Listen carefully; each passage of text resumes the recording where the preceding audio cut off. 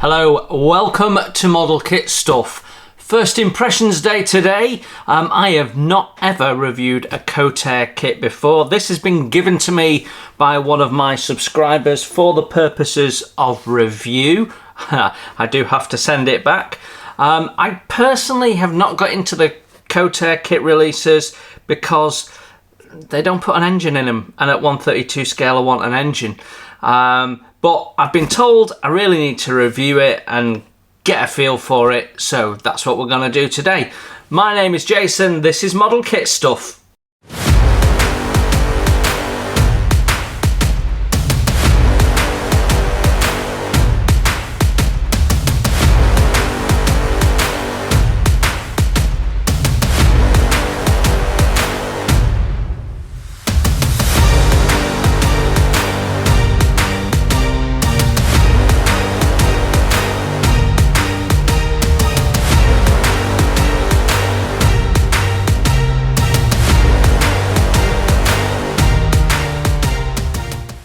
Welcome everyone, really great to see you. Yes, Kotare kit, lots of talk about it. Obviously, some of the people involved in this company were involved in Wingnut Wings, which has a lot of affection from aircraft modelers, particularly those who have an interest in the First World War. Kotare have focused on Second World War so far, and I get the feeling it's sort of where Wingnut Wings was going when Wingnut Wings was just at the point where it was in a position where it felt like it needed to stop trading. They were developing the Lancaster bomber, so it doesn't surprise me that we've then had a Spitfire. We've now got a 109. Right then, there's loads of people that know so much more about the 109 than me, but just in case, like me, you know very little about it, let me give you a very, very brief rundown.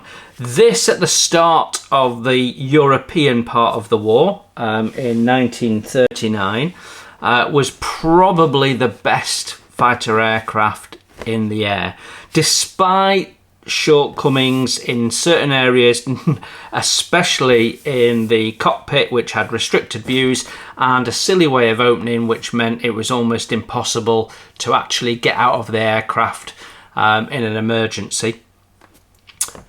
Despite that, it was probably the best performing aircraft, better than the Spitfire.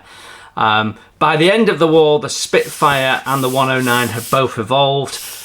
The Spitfire had become the better aircraft, but by then, well, quite frankly, there were better aircrafts in the air. The Germans had the Me-262 jet fighter, and, you know, the Allies had the P-51 Mustang. So, but as the war starts, this is probably the best fighter in the skies. And although lots of people talk about the Spitfire winning the Battle of Britain, it wasn't really. The Hurricane was the war-winning weapon in that particular battle for various reasons, and the real reason Germany lost is because they made a strategic blunder and started bombing cities rather than bombing RAF airfields. So, putting all that to one side, and no doubt one or two people will have something to say in the comments about that, we are now staring at a 109, which for me is one of the most famous and iconic aircraft of the Second World War. What Kotare give us is they give us a kit in 132 scale with 139 plastic parts, and comes with early and late options, is my understanding. I see 3 paint schemes on the side of the box. We'll come to those in a moment. The box art itself is a drawing, so it gives you no idea what the kit might look like. Not uncommon these days. It's a nice bit of artwork which shows you the sort of standard aircraft with quite a bit of weathering on it. We can talk about that as well when we look at the paint schemes. A pilot there looking up. So they've captured a nice little bit of artwork. Looks like it's on a canvas for the purposes of the box art. As we look on the side, we've got a little bit of history. We've got our 3 paint options. So it tells us we can build one of these options.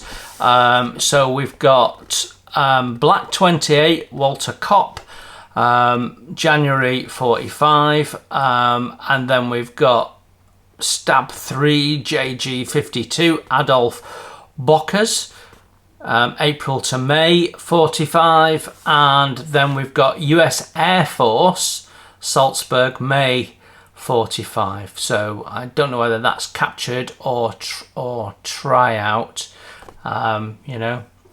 Anyway, there we go. I'm sure if you read all the history and stuff, it'll tell you in here. There is also quite a bit of history on their website. The side of the box pretty much emulates what's on the front of the box. We also have our kit number just there, which is K32009. So 32, they're saying kit 9, but I think it's only their, is it their second or third kit release? Might be with, they've done some iterations of the Spitfire, so it might be their 9th release, but it's not the 9th different kit to come out. Same on the other side, and on this back end, we have multiple languages telling you that you've got a model kit there, and contact details. It also says copyright 2025. This kit was released in July 2025. It's September as I'm recording this. I'm a bit late to this party, but I thought we'd have a look. Then as we take the lid off, so as this has been sent to me, I don't know how it came originally, but the box is not secured down and the lid is extremely flimsy. So this is not going to store well in your stash. So yeah, I mean, it's twisting and all sorts of stuff. So be very careful with that. You probably want to put a cardboard layer inside just to keep it rigid if you're stacking it in your stash. Then we've got multiple bags of plastic with single sprues in each. Yeah. Then we've got our instruction manual and our decals face up in the box. So in terms of packaging, okay. The fact that they've done separate bags for all of our sprues is a good thing. I'm just going to take those out. The instruction manual is quite weighty, I've got to say, and they put that at the bottom. It does appear slightly damaged, but that must have happened before it was boxed. It looks minor. The decals in a separate bag, good idea. Having them face up, not a good idea, because the instruction manual is not covering the whole thing, so there is the risk of some damage. You know, with plastic parts resting on it, you could get some denting and stuff. And certainly in the small handful of Wingnut Wings kits I've got, I have had damage with the decals. So yeah, I would certainly say it would be better if they just put them in upside down. So even if you do get a little dent, it's not risking damaging that. I know there's a protective sheet and a protective bag, and the risk is small, but it is still there. The base of your box is corrugated, fairly thin corrugations though. Certainly seen better packaging from a number of different manufacturers, ICM, Airfix and the like. So yeah, packaging, it's on the poor side of okay. Let's get stuck in. We're going to do this our normal way. We're going to look at every individual sprue. We're going to have a look at the instructions. We're going to go through it in detail. But as always, we're going to start with the packaging. So our instruction manual, it's A4, it's colour, it's stapled, it's certainly weighty. We've got history in English only. Yeah. And then we've got some specification of the aircraft as I turn the page over. Then we have some standard warnings, some pre-read assembly stuff, painting, only use paint designed and suitable for plastic model kits, decals, soak in warm water for around 15 seconds, utter nonsense.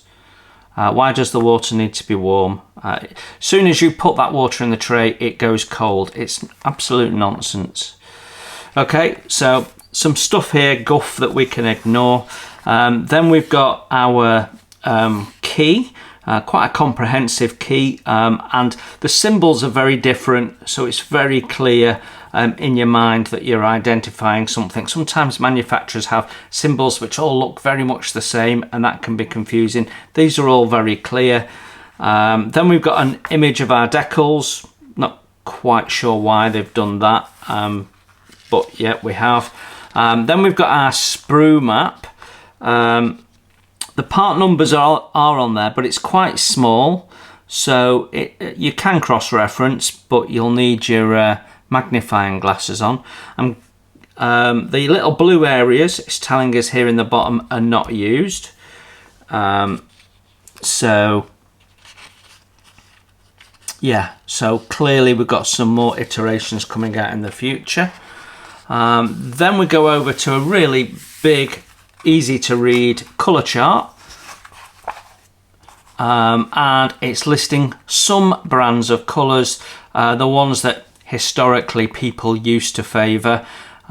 So we've got Tamiya acrylics, we've got SMS, Mr. Hobby, Mr. Colour Lacquer, Mr. Paint Lacquer. They've obviously concentrated on the Mr. Colour range. Then we've got MIG and AK at the end. I'd like to personally have seen Humbrol in there, but there is enough paints listed there to cross-reference what you're using. I'm just having a quick glance. The only... yeah, I think actually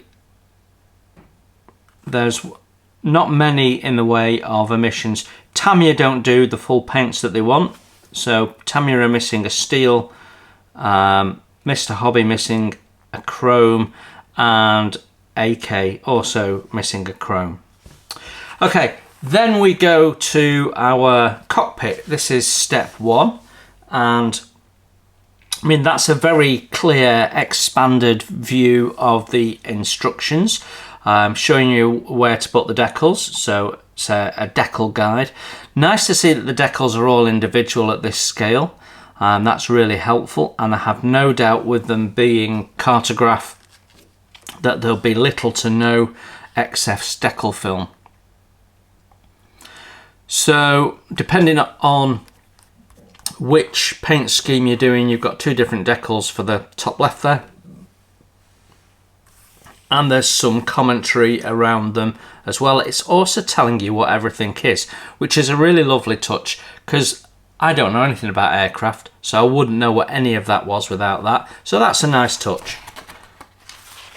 I've got to say the instruction book is quite sturdy. The pages are nice and thick. They're a bit glossy, which is a shame. I've got light bouncing off them, and that can be a little bit harsh on their eyes. I would prefer them to be matte, like Airfix instructions are, for example. So I think we're on continuation of the decal guide. It says 1 cockpit continued. So that's throwing me. 1 cockpit decal guide, 1 cockpit decal guide, 2 cockpit continued paint guide. Okay, so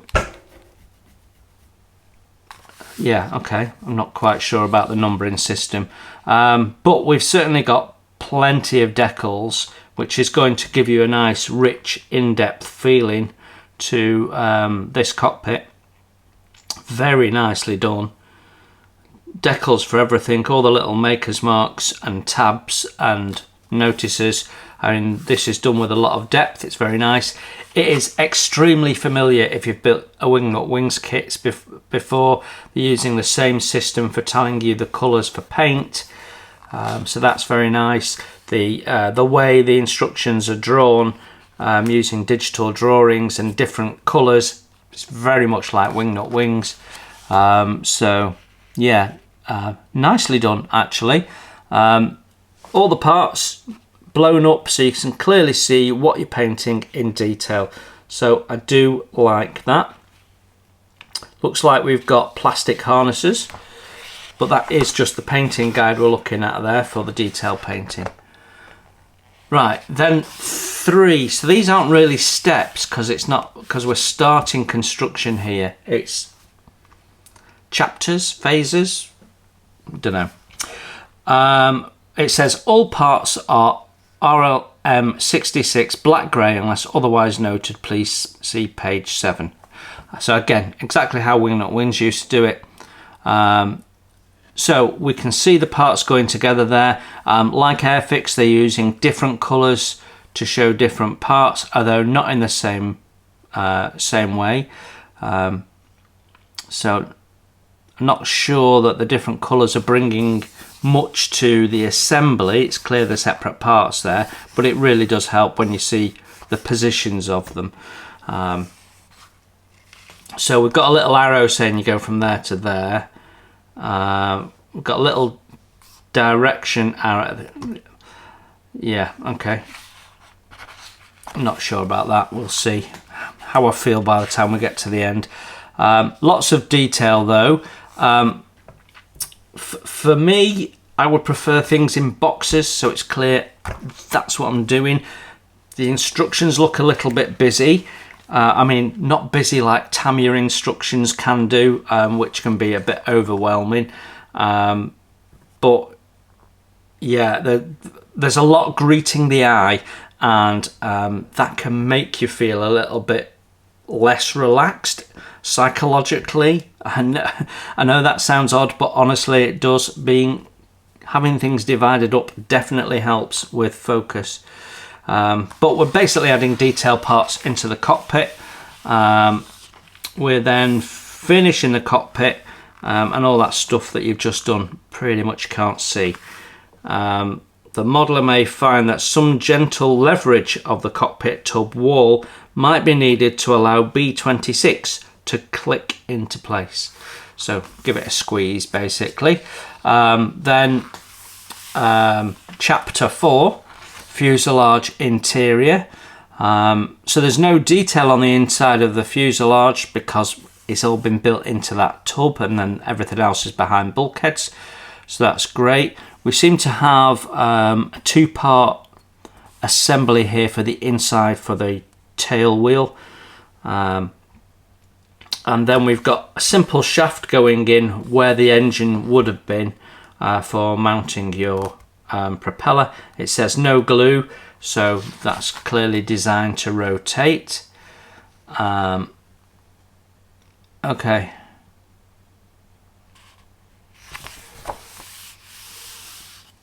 Chapter 5, fuselage exterior.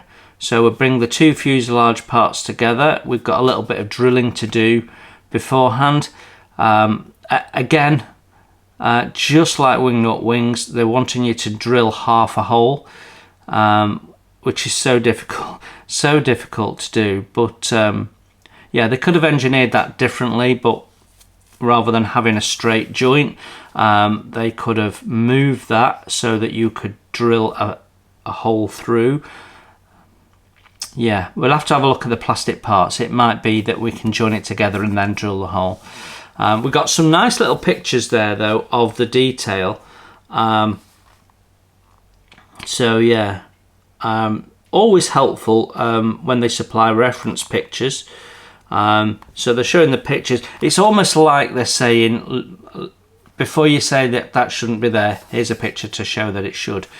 I'm not sure that it's actually adding something to the build particularly. If they've moulded it in, then I assume it should be there. But nonetheless, nice to have them. Chapter 5 continues with the fuselage exterior, focusing on the nose. We've got an underpiece here of the engine. We've got the radiators going together. air filter going on, and you can see because it's not boxed off, I've just done that in reverse order because my eye's all over the place.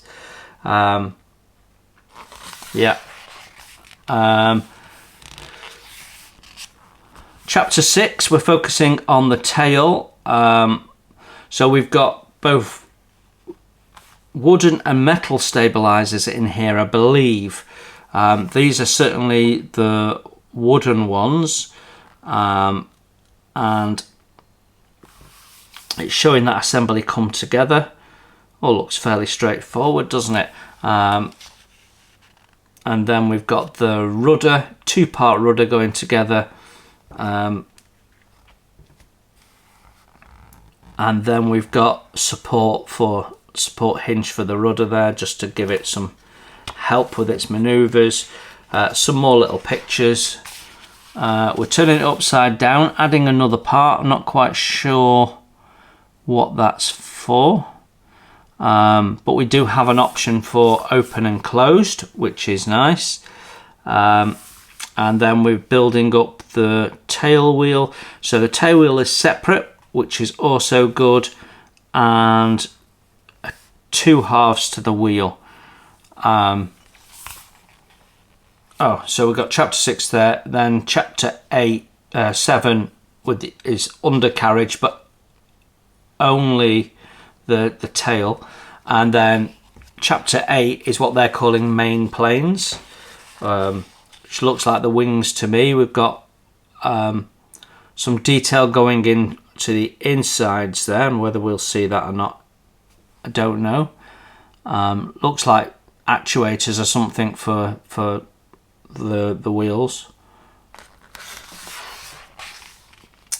Chapter 9, main planes and slats. So top of the wings, and these leading edge slats. Looks like we can model those in 2 different positions as well. Chapter 10, main planes and fuselage assembly. So adding the fuselage to the wings, and then they've got the little wing indicators there. So there's a little pin that pops up through the fuselage to tell the pilot the position of the flaps, the undercarriage position indicators. There you go, it's actually there.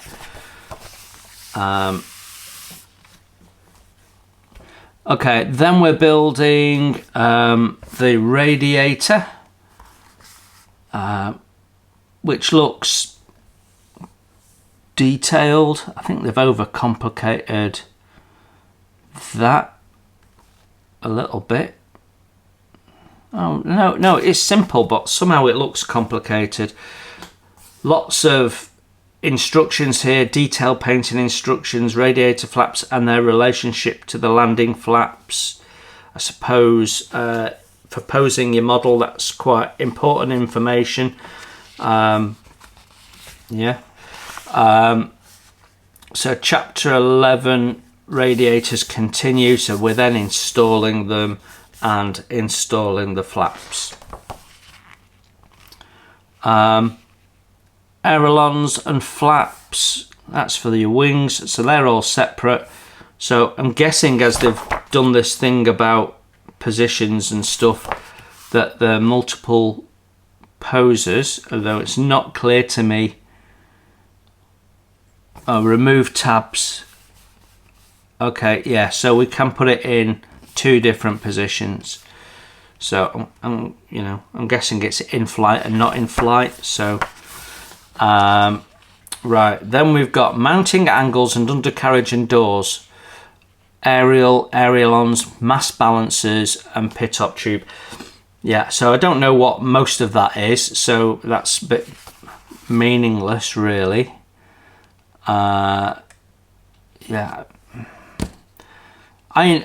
If you really want to immerse yourself in the model, this is all great, but a lot of it is irrelevant to me, and I'm being forced to read stuff I'm not interested in. Just want to know where to put the parts.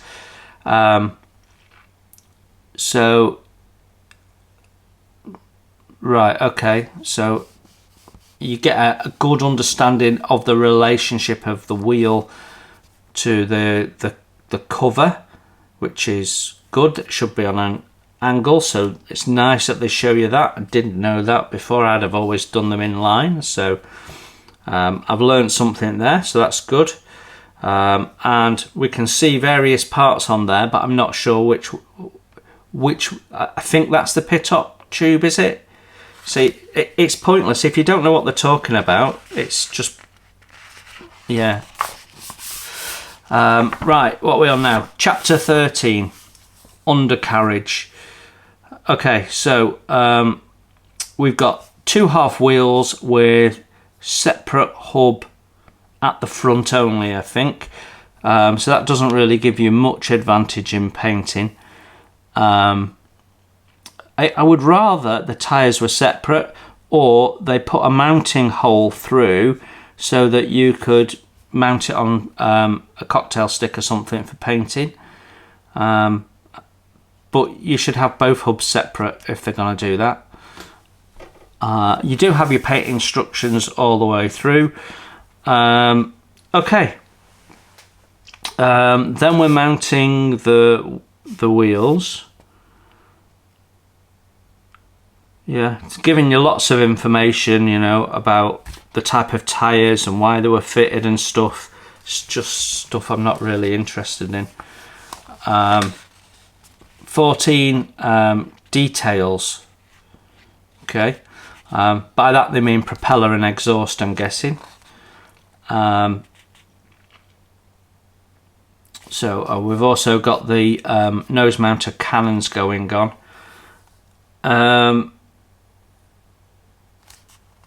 Paint instructions and stuff, and like I say, the propeller should spin. Details continued. So we've got a painting guide for the base of the maroon aerial, whatever that is. Please see page 23. There's a lot of cross-referencing, you know, go back 2 pages, and Wingnut Wings did the same, and it annoyed the heck out of me. It was so difficult to use the instructions because you're constantly going backwards and forwards and cross-referencing with Wingnut Wings instructions. I didn't like it there. I don't like it here. You know, tell me in sequence what I'm fitting, where I'm fitting it. I don't need to cross-reference, go back 3 pages and reread what you... It's just nonsense. Overly complicated, very stylistic instructions. I do not like them. Right, chapter 15, transparencies and gun sight. Okay, so we've got a gun sight that we're adding. We've got the bulletproof screen going on, nicely detailed. I mean, you cannot get away from the really nice level of detail. Then we've got the cockpit being built up and put on. We've got a note lever, whatever that is, the position of that going on. Canopy retaining wire, rigging material not supplied. So you've got some scratch building there. That's not great, is it? And 1 or 2 companies are doing that. You know, Mini Art do that quite a bit, and I complain about it there. Put a bit of wiring. You know, if this is your first model kit, you're not going to have some 0.5 knocking around. I have, but I don't know, would everyone? Then we're carrying on with the transparencies. Again, you know, it's across 2 pages, so you're going to have to cross-reference. One is open canopy, one is closed canopy. Are we using the same parts? No, we're using different parts.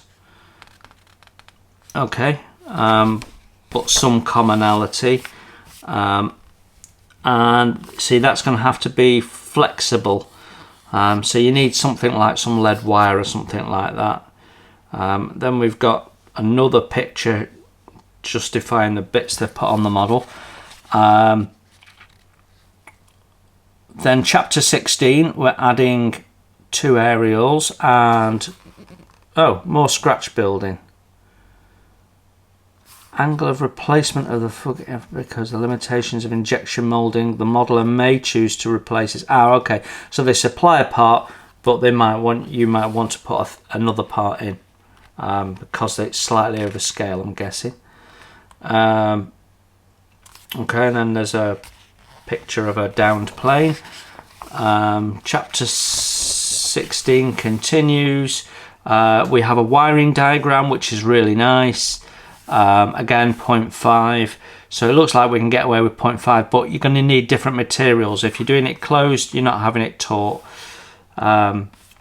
So yeah, probably some fishing line, I would think, would probably be the best. Aerial wires, rigging material. Right, slightly different rigging for A and B and C. So around whether it's mounted on the cockpit canopy or not. Okay, that's nice and clear. Drop tank and rack assembly. Not sure I'd be doing that after I've done all that delicate rigging though. I don't think that's the right place to do it. And placement of main undercarriage retraction jacks from page 17. So we're on page 31. They want us to go back to page 17.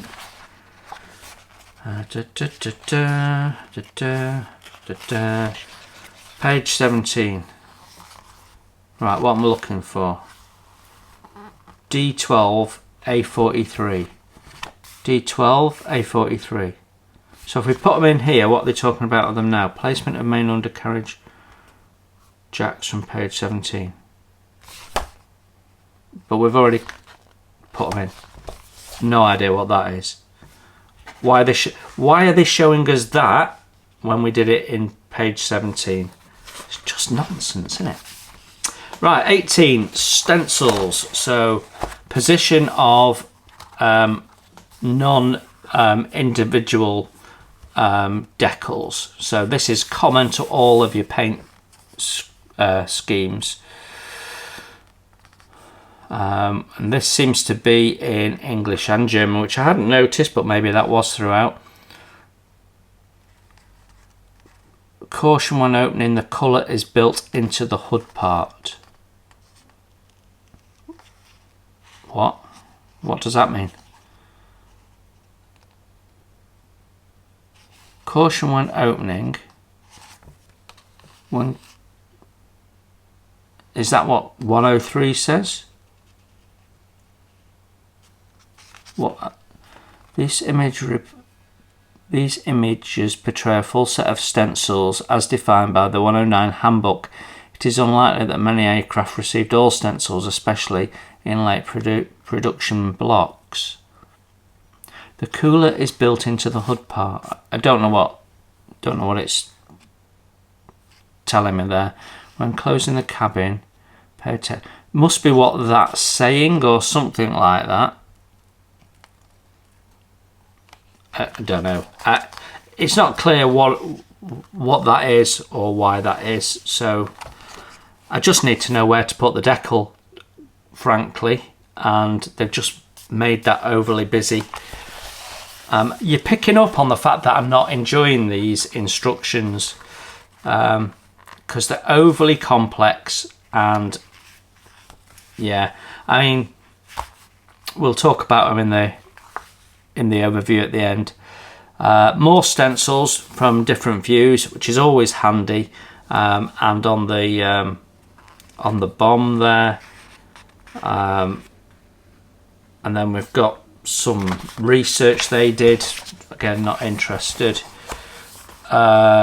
Right, and then we're on paint scheme A.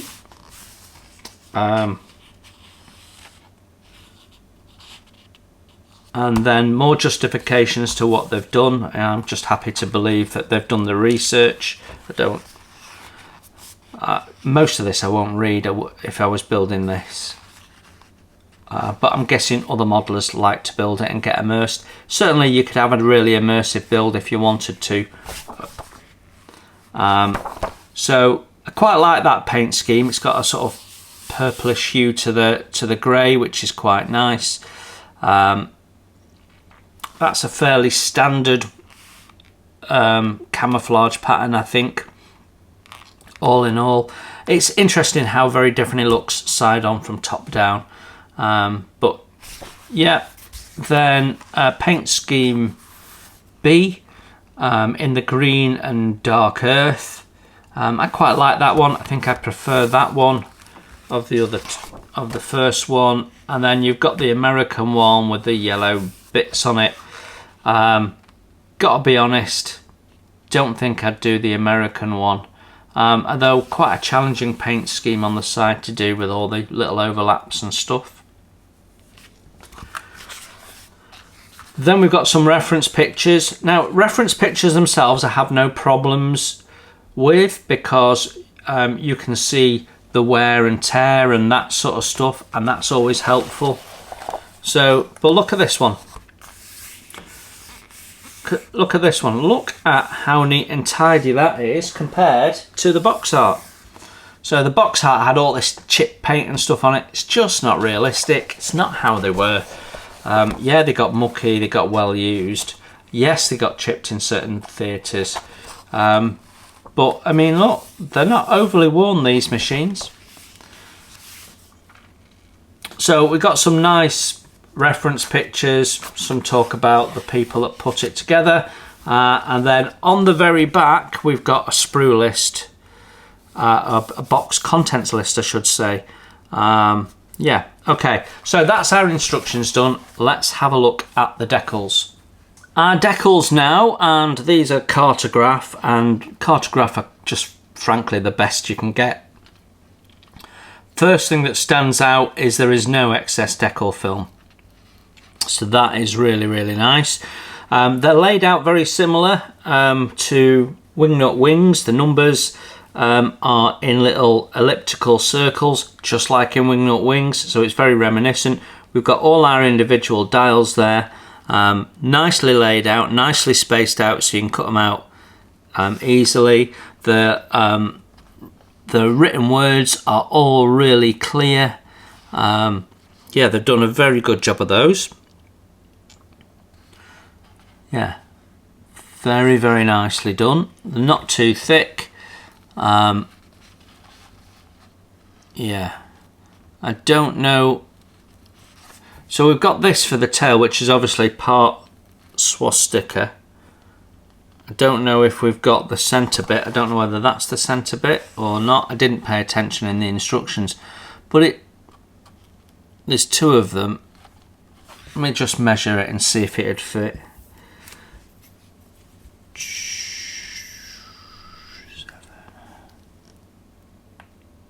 Yeah, I think they're the centres because they're the same depth. So you can create the swastikas. Yeah, very good. They're not laid out particularly for the different paint schemes. What you've got is them laid out to fit onto the sheet, and that's fine. They're all clearly numbered. Plenty of space to cut around them with your scissors. Yeah, I have no issues with that. We've even got some of the camouflaging been done as well, which is, you know, some people will find helpful. Yeah, nothing wrong with those. Great set of decals, really good quality. Yeah, all good. I'm doing these in the order that they're coming out of the box. So we're starting with sprue D. And just like Wingnut Wings, we've got a little tab in the middle. Tells you that we've got sprue D out, and you know, got logos and stuff on, and then kit number on the back, but there is nothing to allow you to recycle the plastic, so that's a real shame and another markdown. If Tamiya and Airfix can do it, everyone can do it. So yeah, that needs to improve for a start. Right, as a glance at this, I am not seeing any sync. I'm not seeing any flash. Everything looks really very, very crisp. Yeah, very nicely done actually. We've got some lovely surface detail. We've got raised fastener detail. And some countersunk fastener detail. Really crisp little hinges and bits and pieces like that. It's all very delicately done. Yeah, very nice actually. I'll flip this over. The sprue gates are all on areas that we'd clean up, as far as I can see. That would clean up fairly easily. Lovely pressed detail on the inside there. I will take some close-up photographs which you can see towards the end of the video before my roundup summary and gut feel about the kit. Just looking at this part here, that's probably the hardest part to clean up. Quite delicate and quite big chunky sprue gates side on. Should be okay to do, but it is on a funny angle. Yeah, I don't see anything wrong with this. It's very nicely done. Yeah, smooth parts, great detail, crisp moulding. Yeah, all looks good. Our next sprue is E, and it's sort of 4 sprues, but so we've got mainly the tail parts, we've got the wheels and tyres, engine cowling, propeller and dashboard bits. So I'm just going to turn this round. I'm just looking in the light to see if I can see any imperfections, which I can't. There doesn't seem to be any. The tyres are nicely done. We've got sidewall writing on there, and the little moulding lines and stuff, very detailed. That's very nice. The sprues are on the inside surface, the sprue gates, so easy to clean up. That's a nice touch. And on the propeller, they're here rather than on the blade, so again, that's nice. Blade is quite thick and chunky, but I think this one is supposed to be. It looks in proportion though. We've got 2 different dial assemblies. Moulding of those is really nice. This one says late on it, so I'm guessing that's the early version, and we should be using that. Yeah, some seam to clean up on some of these parts though. I wouldn't say overly heavy seam though, so sort of standard affair. The moulding of the little air vents here is really nicely done. Lovely mesh detail, and lots of beautiful detail on these hubs as well.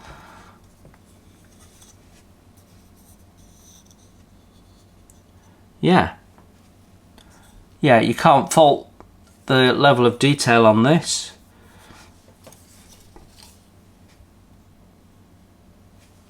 Yeah, all good. Sprue A, lots of parts on here.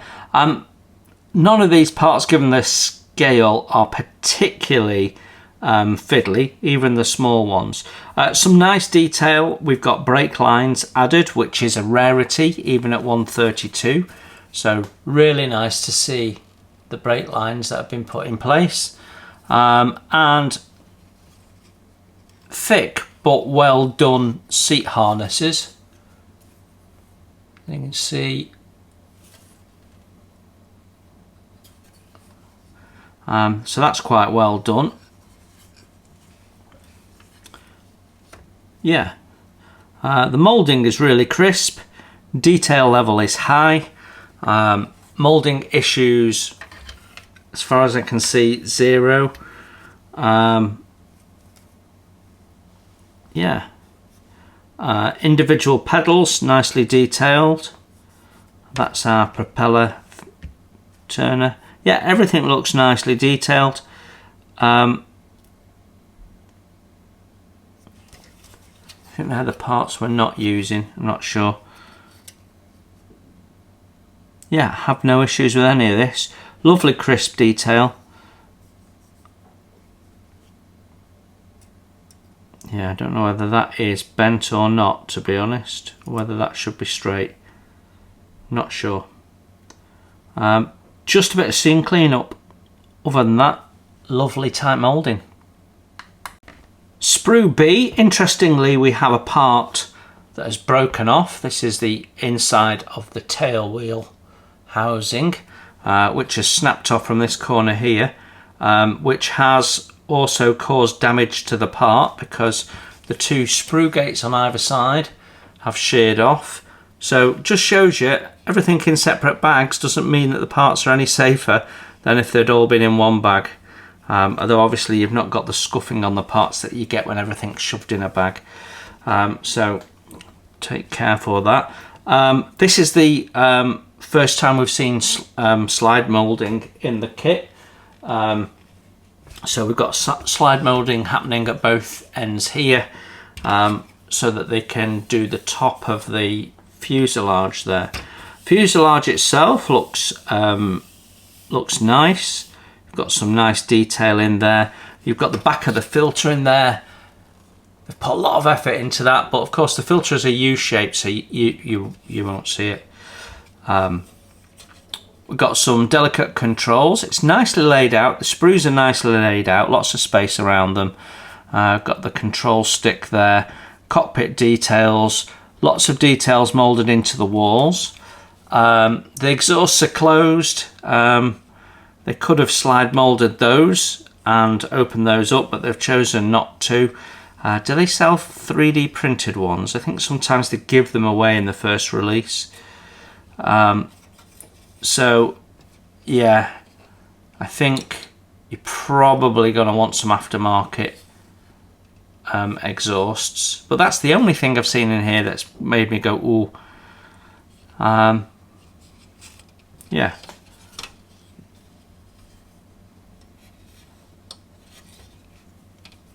Yeah, nicely done actually. Nice detail, nice and crisp, no issues, absolutely no sink anywhere. Yeah, really good crisp moulding. Let's have a look at the clear parts now. So finally our clear parts, they seem to be nice and crystal clear. I'm looking for things like scuffing on the top. I've got none of that. There's a little bit of distortion there, but I think that's part we're going to paint and isn't actually clear on the model, so that's okay. There's a little bit of spidering in that part, but it's very tiny. You're not going to see it when it's on. I can see it in my light, but it's like a little tree of it, but you're not going to see it on the model. Lovely, lovely clear parts, really clear parts. Yeah, with nice detail on the inside. Yeah, very good actually. We do have ejector pins on the inside bit. This is the bit you're going to paint. I don't think that's going to be visible. Single flow on all of these parts, which helps make them be nice and clear. Yeah, they're lovely. Right then, shall we round up?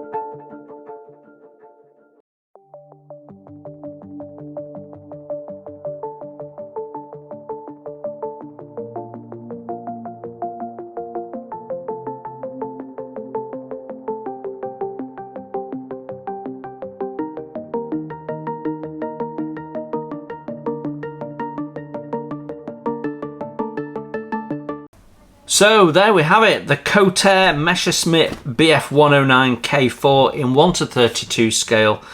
What's my first impressions?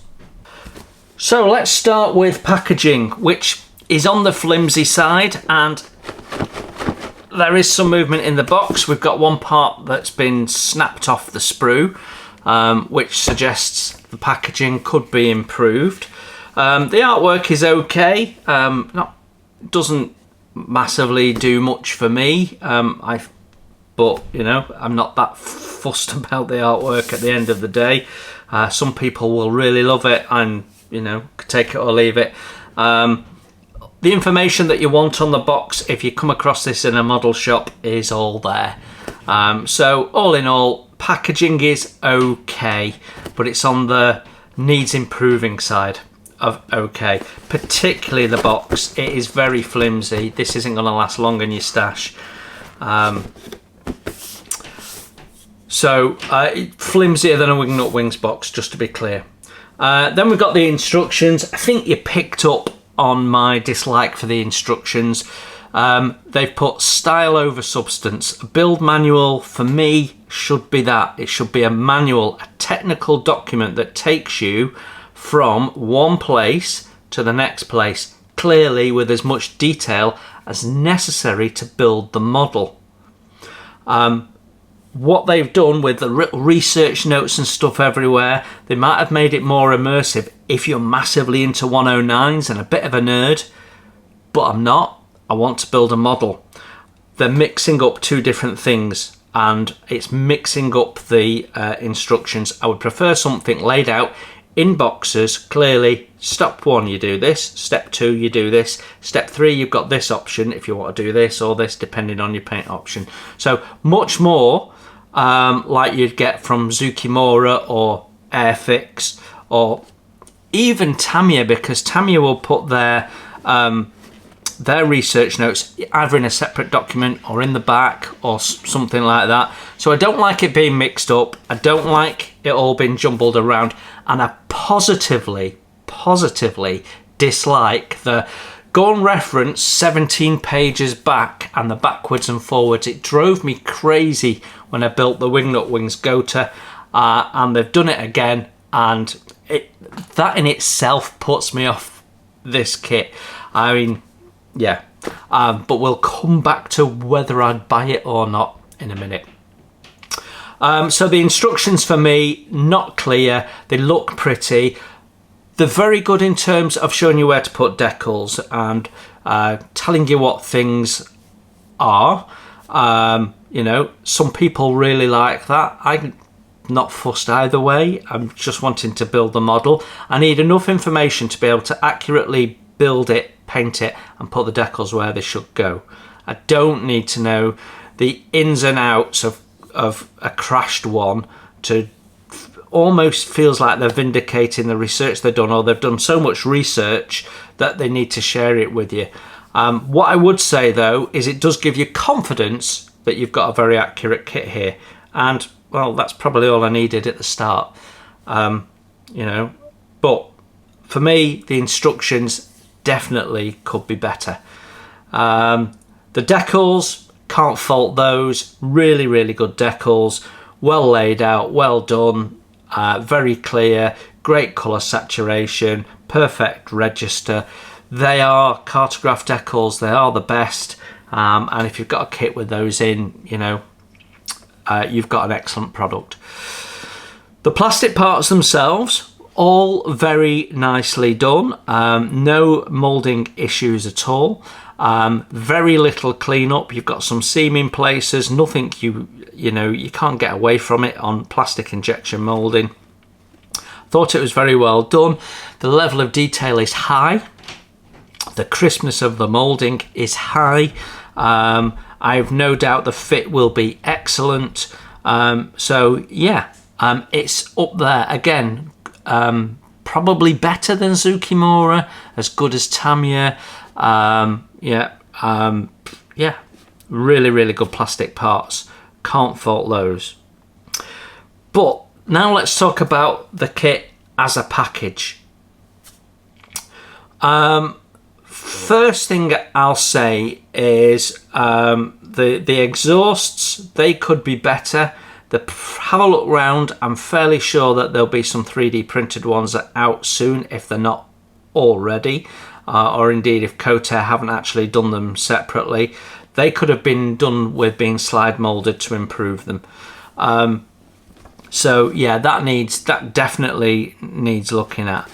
The kit itself though, it's £98.99 in the UK. In fact, its recommended retail price is nearly £110. Well, compare that to the Zukimura 109K-4. That's £89.99. Yeah, so it's £10–20 cheaper. It's the same scale. It has better instructions. It has an engine, so you're getting more model for your money. Sorry, I think this is overpriced. I think it's overpriced and it's over stylized, and it's almost style over substance. And they're not the only people. Das Work are guilty of doing it. Definitely, you know, they all try and emulate Wingnut Wings. Now, obviously, these are the people that did Wingnut Wings, and when I finished my Wingnut Wings build, my conclusion was the instruction manual was hard work, and I suspect it's exactly the same with this. They've put some nice details in, rigging and stuff like that. They've helped you out in that way, but I just think it's overpriced for what it is. The plastic is good, but it's not the only thing that in there that you're paying for. You're paying for those not great instructions, and you're not getting an engine. And for me, for the same money, I could buy a 124 Spitfire, which comes with a full engine, or I could buy the Zukimura one, which is just as good, but comes with an engine. So for me, it's okay. There's nothing wrong with it as a kit. It'll build into a fine kit. It'll look amazing on your shelf. But I think there's other kits to look at. So unless you particularly want a K4 that Kotare do, and you're not fussed about the fact it doesn't have an engine, and paying a little bit more than perhaps you should do for what you're getting, then fill your boots. It'll make for a lovely model kit. But there are better options out there. There's tons and tons of 109s out there. In different scales, and this definitely isn't the best of them. There you go, that's my first review of a Kotare kit. I've gone into there having not really paid much attention to Kotare because I switched off immediately. I saw a 132 kit without an engine. What is the point of that? You're going to display it, you want to show all the details of the engine. That's the whole point of a large scale kit. So when they basically scale up a 172 kit, that does nothing for me. So for me, go and look at someone who does it properly, like Zukimura.